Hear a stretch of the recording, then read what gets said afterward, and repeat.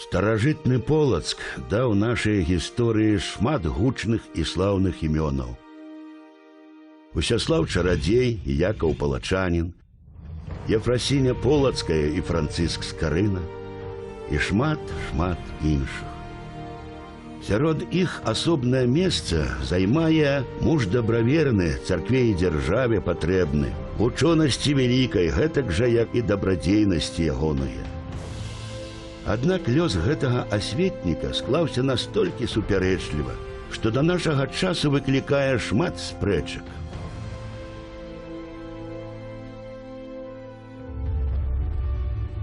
Вось як ацаніў яго дзейнасць гісторык філасофіі Семён Падокшын, дарэчы, сам расеец па паходжанню. Так ён пісаў пра Семёна Полацкага, беларуса паводле паходжання і расейца паводле прагматычнага выбару. Што Семён Полацкі паклаў пачатак згубнаму для нацыянальнай культуры працэсу культурнай эміграцыі беларусаў. Это першы персанальны выпадак эміграцыі беларуса ў іншую культуру. Курлянскі арыстакрат Якуб Рейтенфельс у сваёй кнізе «Сказанне пра Масковію», якая вытрымала некалькі выданняў на лацінскай і нямецкай мове, пісаў, што ў сталіцы паўночнай дзяржавы жыве пісьменнік, манах базыльянскага ордэну Сімеон, які ў высокай ступені поўнай лацінскай вучонасці.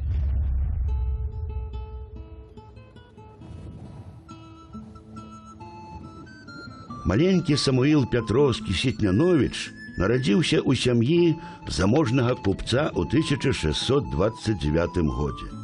З дзяцінства хлопчык меў вялікую здольнасць да навукаў, настолькі, што ў той час, калі ён, адвучыўшыся ў родным Полацку і Кіеве, прыехаў у Віленскую акадэмію, мог вольна складаць вершы на старажытнай лаціне, царкоўна-славянскай, польскай і, канешне, роднай беларускай мовах. Але доўгая і крывавая вайна Рэчы Паспалітай і маскоўскай дзяржавы не дае яно куда вучыцца да канца. Пасля доўгіх роздумаў ён вяртаецца ў родны Полацк, спалены, разрабаваны і заняты маскоўскімі стральцамі. Самуіл прымае пострыг у Богаяўленскім манастыры, атрымаўшы імя Сімеон.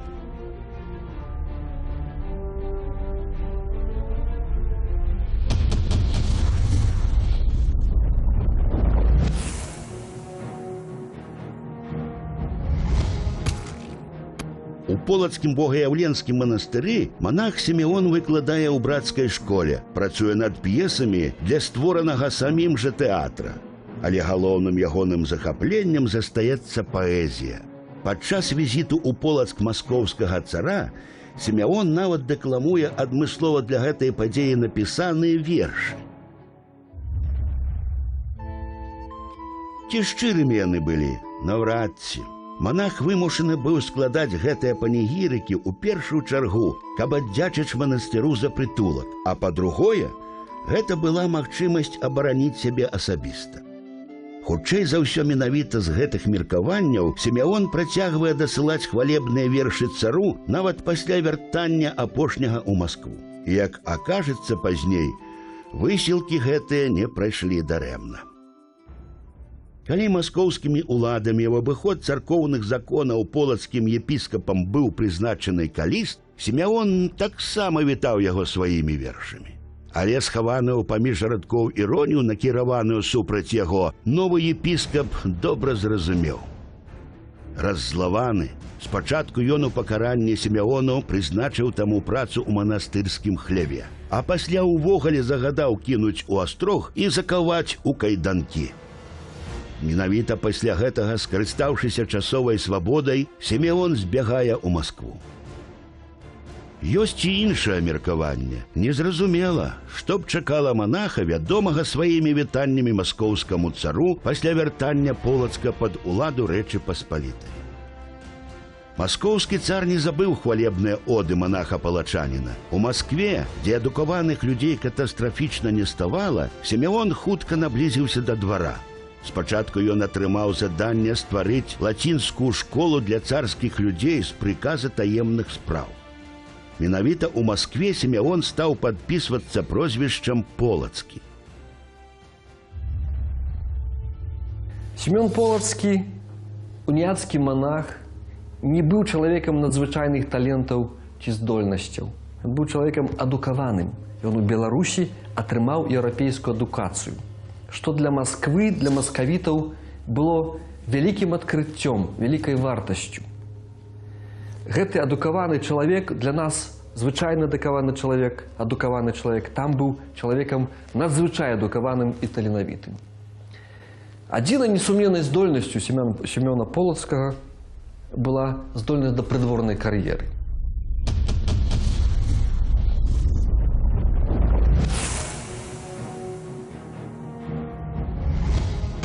З часам ён стаў аднім з самых блізкіх людзей у атачэнні цара. Сімеон нават даглядаў малых наследнікаў трона, сярод якіх быў і маленькі царэвіч Пётр. І, канешне ж, увесь вольны час Сімеон Полацкі прысвячаў паэзіі.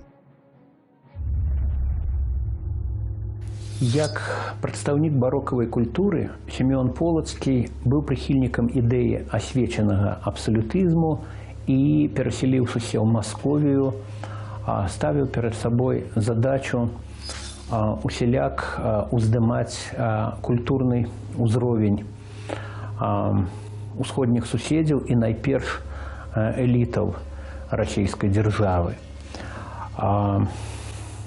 Я хочу працытаваць адзін з вершаў Сімеона, у якім ён асмельваўся павучаць самога цара. «Мало есть правды царю мудру быти, и подчиненных мудрости лишите. Вели и рабом мудрости искате. От искусных муж ищи совета, и от разумных вопроси ответа. Милостив буди, и скоро оставляйте. Косен казните, а готов слушайте». На жаль, заклікі Семёна Полацкага звычайна заставаліся непачутымі, але, тым не менш, ён здолеў здзейсніць у Расіі сапраўдную культурную рэвалюцыю.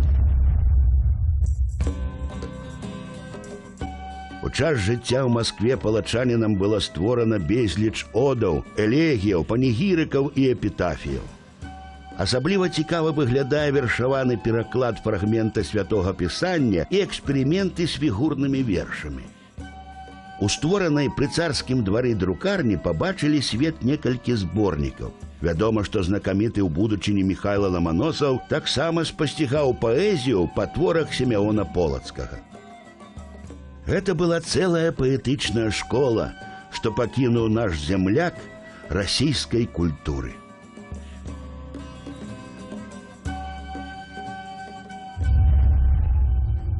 Ён адчыніў першы ў Расіі тэатр.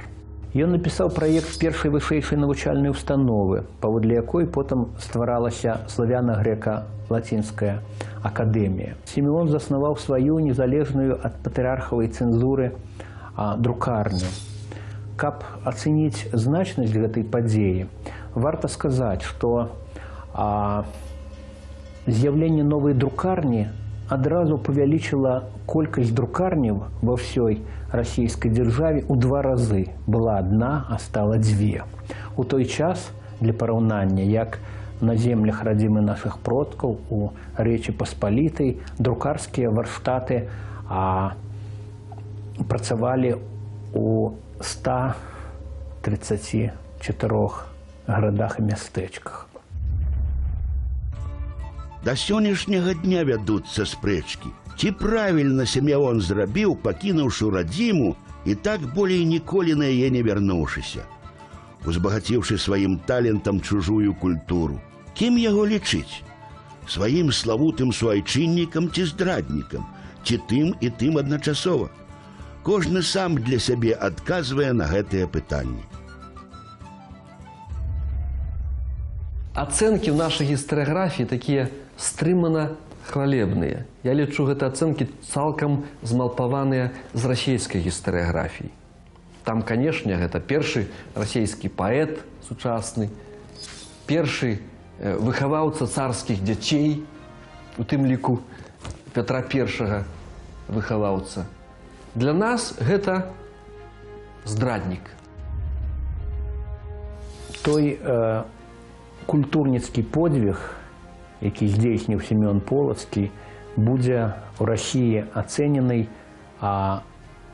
толькі праз некалькі стагоддзяў.